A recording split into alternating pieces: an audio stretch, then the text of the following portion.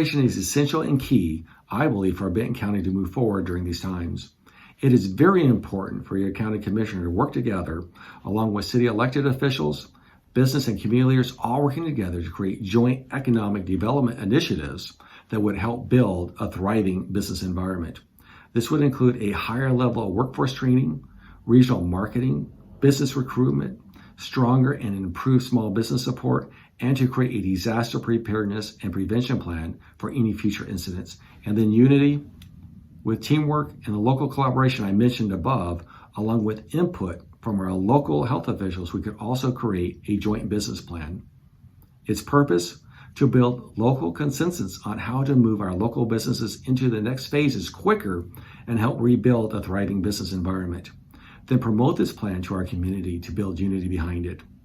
Collaboration plus unity equals success for our local businesses.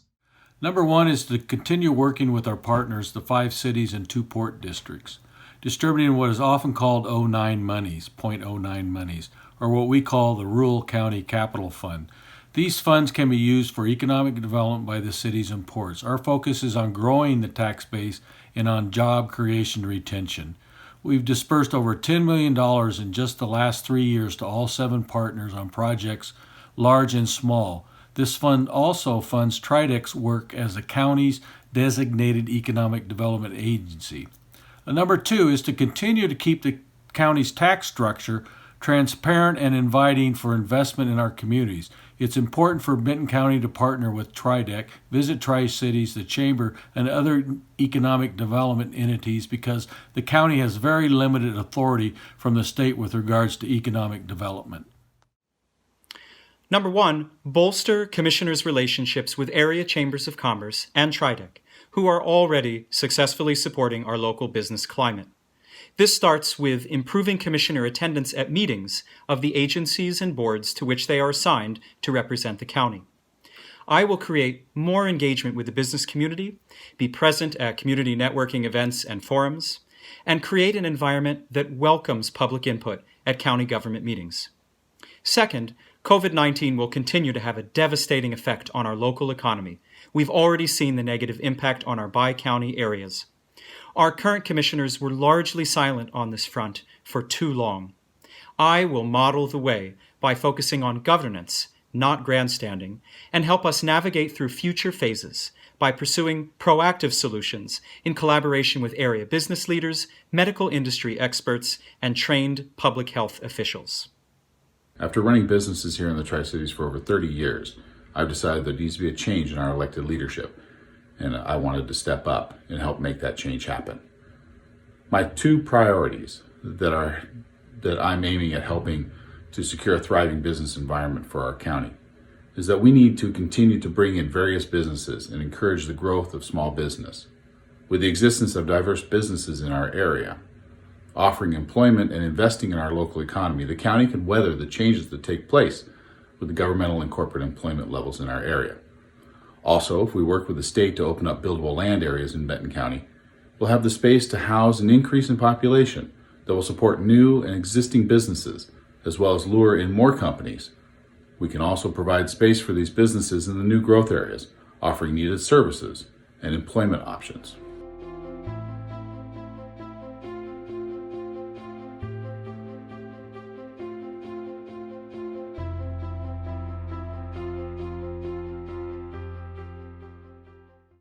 Through collaboration between local elected officials, city government, local health officials, business and community leaders all working together, we could also create a roadmap, one that builds safeguards for public safety and health concerns, along with creating a path forward to build a healthy business environment.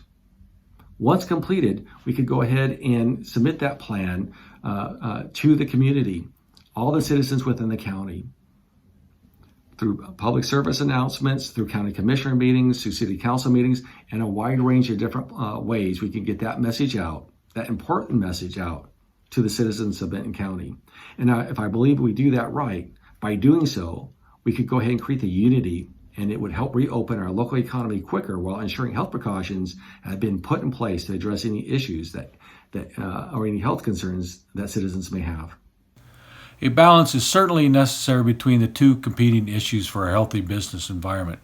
County ordinances and state law address many of the conflicts between the two, but the approach put forward by the county is important for sustainable growth. The county needs to be pro-growth, but consideration given to the effects on the environment. A healthy environment improves overall quality of life, and that improved quality of life brings a healthy business environment for the community and encourages investment in our communities.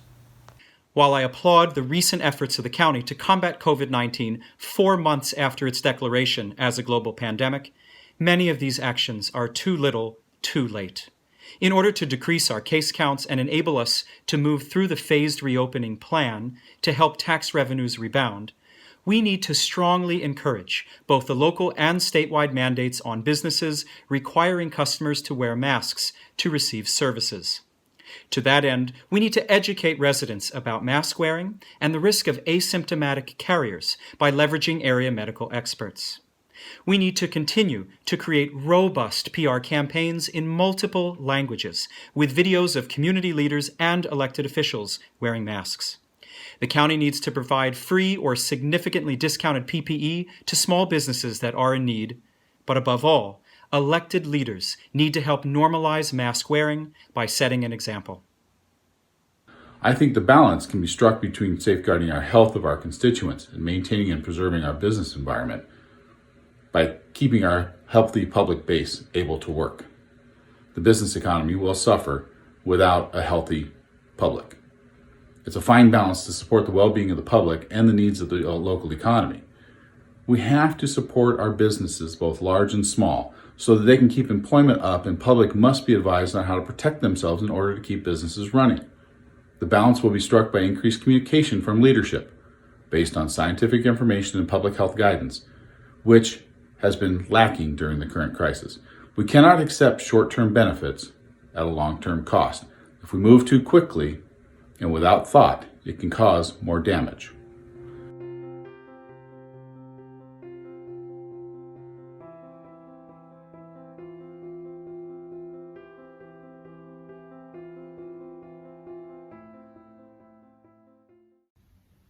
You know, Benton County will be facing some very difficult economic and financial challenges due to COVID-19. So here's a list of issues that I put out there. To put Benton County on a sustainable financial track without raising taxes. Important to me. Reopening our local economy and how the county can help support our small businesses more. Bringing more economic development to Benton County for quality family wage jobs. Providing our first responders the personnel and equipment they need during these times. Finding solutions to provide more affordable housing to our younger generations and families that want to stay and live in Benton County. That's super important to me. And the issue of mental health, especially in light of COVID-19, and how we can provide those services to the people that need those services within the county. I'm ready to tackle that tough issue of mental health and get it done. There's a variety of issues affecting Benton County.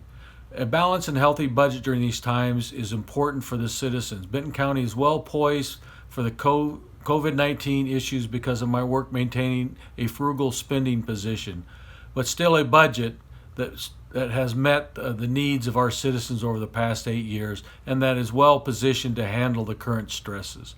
I continue to make improvements to the county's infrastructure for future growth and meeting current needs. All the improvements are being paid for with cash on hand in the capital budget, well over $20 million at this point. No tax increases or bonding has been necessary to complete these projects. Patiently working with the cities and ports and interest groups to provide the land areas needed for current and future development by addressing Growth Management Act issues and water needs with the cities and groups not necessarily pro-growth has been challenging but is paying dividends to the community. Provide adequate funding for the Benton Franklin Health District to successfully execute its mission while pursuing a collaborative, community-wide, realistic approach to moving through the state's Safe Start phased reopening plan. Budget creation and management in the era of COVID-19 amidst looming state deficits and decreased sales tax revenue. I work in a creative, entrepreneurial, spirited industry where I know how to manage shoestring budgets and make tough decisions about funding allocations.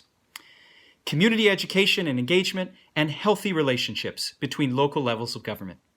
Benton County has flown under the radar for too long. Many citizens don't know what services it provides or who their commissioners are. I plan to leverage my networking experience to ensure Benton County stays connected to area jurisdictions and businesses by fostering relationships of mutual trust and respect, especially considering the number of agencies that are stewarded by both Benton and Franklin counties. And what do I see as the most important issues currently facing our county? Our number one is the response to the current pandemic and how we will move forward. Long-term planning has to take place concurrently with short-term solutions. We will always be in a fluid environment, and the leadership must communicate how the county will adapt and overcome the crisis at hand. Other issues are the mental health situation in the county. Youth and adults need to have a local option to handle the ongoing and potential increase in suicide, domestic violence, depression, and desperation issues faced by our population. All of our other issues are financial. How we can increase our business climate, responding to inquiries regarding budget and tax collection, and how we can help provide more affordable housing. All of these are very important.